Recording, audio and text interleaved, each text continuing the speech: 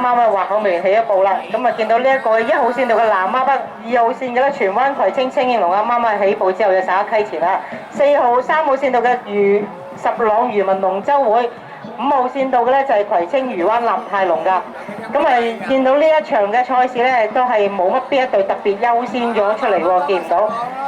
係見到呢一個嘅葵青漁灣立泰龍就好少少，又帶咗少少出嚟。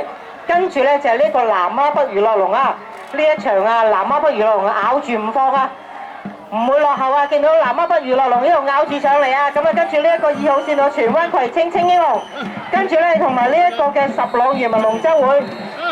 葵青漁灣立泰龍啊，暫時領先咗少少啊！咁啊見到咧南丫北咬住呢一個荃灣葵青青英龍啊！